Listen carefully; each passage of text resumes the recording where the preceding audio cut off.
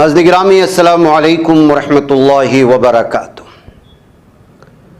सीधी बात के ताज़ा तरीन प्राइम टाइम में आप लोगों का इस्तकबाल है। नाज़रीन गिरामी में अंसार अजीज़ नदवी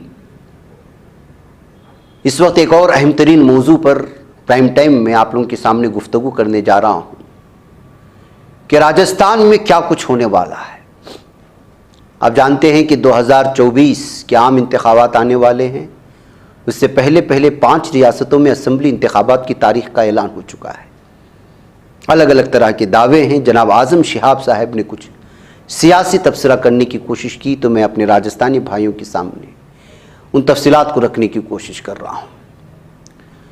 तफसीलात में जाऊँ उससे पहले जो दरख्वास्त होते आप उस पर ज़रूर तवज्जो करें, आपकी जिम्मेदारी है। नाज़रीन, कर्नाटक असम्बली इंतखाबात के बाद जब ये कहा जाने लगा था कि आने वाले 5 रियासतों के इंतखाबात में कांग्रेस की कामयाबी को बीजेपी अब नहीं रोक पाएगी, तो उसका खूब मजाक उड़ाया गया।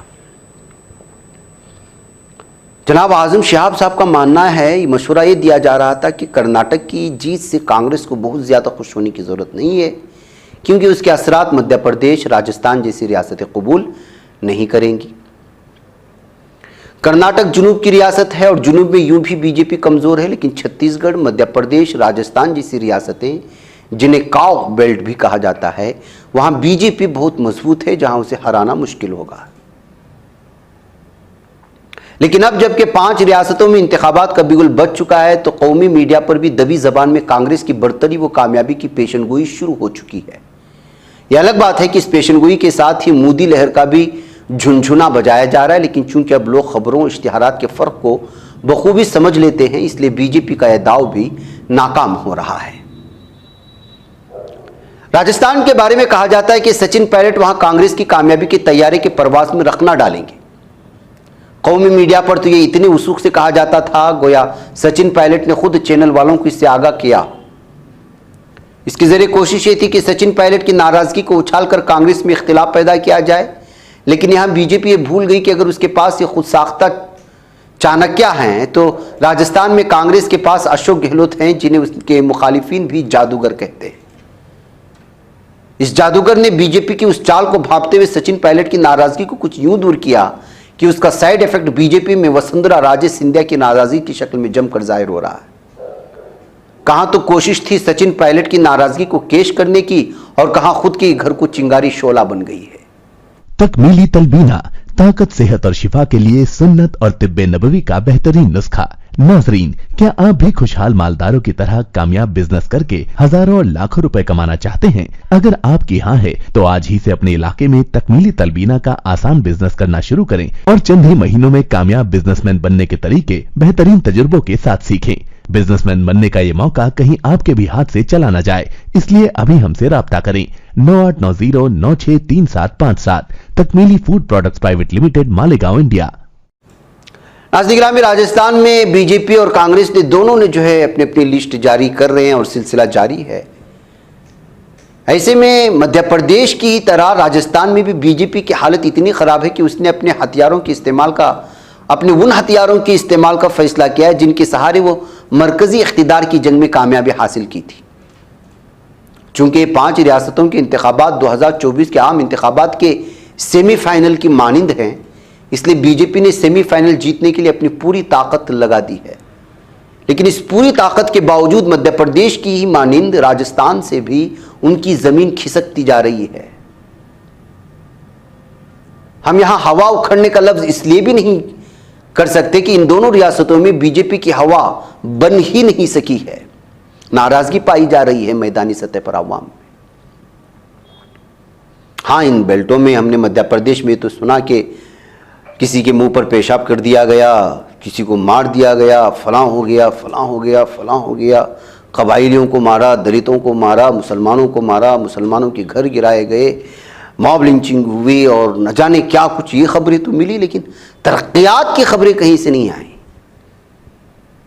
बीजेपी के लोग अपनी पार्टी को सबसे ज़्यादा नज़्म ज़ब्त की पार्टी कहते नहीं थकते हैं, लेकिन दिलचस्प बात यह है कि इस नज़्म ज़ब्त की किली राजस्थान में खुद उसके अपने ही लीडर उतार रहे हैं।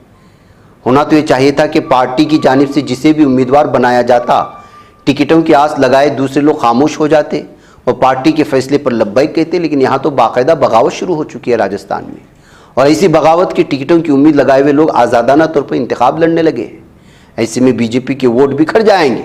मिसाल के तौर पर अलवर ज़िले के तुजारा हल्के असेंबली से बीजेपी ने अपने मेंबर पार्लियामेंट बाबा बालकनाथ को मैदान में उतारा, जबकि यहाँ से बीजेपी के साबिक मेंबर असेंबली मामन सिंह टिकट की उम्मीद लगाए बैठे थे। बाबा जी के नाम का ऐलान होते ही मामन सिंह ने बगावत का बिगुल बजाया और आज़ाद उम्मीदवार की हैसियत से इंतखाब लड़ने का ऐलान कर दिया।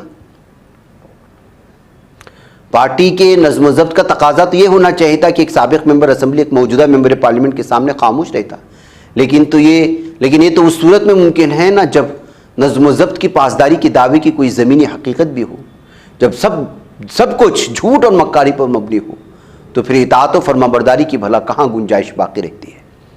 ऐसा ही कुछ मामला वसुंधरा राजे सिंधिया का भी है। उनके हामियों ने अभी से ही बगावती तेवर दिखाना शुरू कर चुके हैं। जयपुर को वसुंधरा राजे का किला कहा जाता है, जहां असेंबली की कुल 19 सीटें हैं। इनमें से 8 शहरी सीटें हैं, जबकि 11 सीटें देही इलाकों की।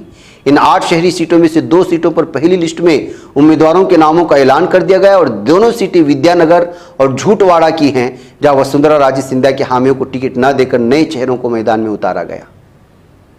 विद्यानगर से साबिक नायब सदर भैरव सिंह शेखावत के दामाद और मौजूदा एमएलए नरपत सिंह राजवी टिकट की तवक्को लगाए हुए थे कि उनकी जगह पर member of parliament Diya Kumari को टिकट दे दिया गया।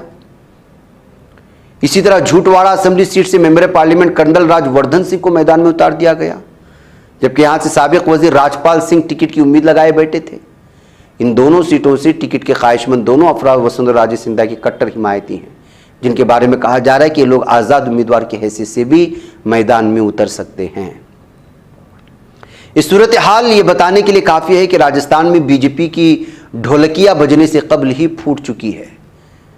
कहाँ तो सचिन पायलट के जरिए कांग्रेस के तैयारे में सुराख लगाने की कोशिश हो रही थी, कहाँ हालत ये कि खुद अपनी लंगोटी नहीं संभाली जा रही। सच्चाई ये है कि चाहे वो मध्य प्रदेश हो या राजस्थान, बीजेपी बुरी तरह खौफ की शिकार हो चुकी है। और किसी मुकाबले से कबल अगर खौफ इस तरह हावी हो जाए, अपने मरकजी सिपह सालारों को मैदान में उतारने की नौबत आ जाए, तो समझा जा सकता है कि हालत कितनी खराब हो चुकी है। दूसरी जानिब शहरी व देही तमाम इलाकों में कांग्रेस की बीजेपी पर वाज़ेह फौक़ियत का इजहार किया जा रहा है। ये बात बीजेपी के अंदरूनी सर्वे में भी सामने आ चुकी है कि मीडिया के जरिए शब रोज के प्रोपेगेंडे के बावजूद गहलोत हुकूमत के खिलाफ इस कदर नाराजगी पैदा नहीं हुई जिसकी बीजेपी को उम्मीद थी।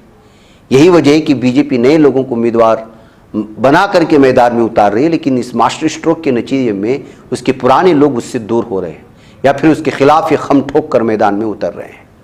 ऐसे हालात में राजस्थान में आवाम का क्या रुख हो सकता है और दोबारा कांग्रेस इख्तिदार में क्या आ सकती है, इसके साफ और वाज़ेह जो है इशारे मिलते हैं। नाज़रीन, मुझे इजाज़त दें। अस्सलामु अलैकुम रहमतुल्लाहि व बरकातहू। बच पाता है कोई सहाफ़ी की निगाहों से, मिलाता है ये लोगों को मोहब्बत की पनाहों से। करम और दर्द मंदी का है एक संसार, सीधी बात। अज़ीमत जुर्अतो हिम्मत का है इज़हार, सीधी बात। अज़ीमत जुर्अतो हिम्मत का है इज़हार, सीधी बात। ये चैनल हक निगर बनकर कुचल देता है फितनों को।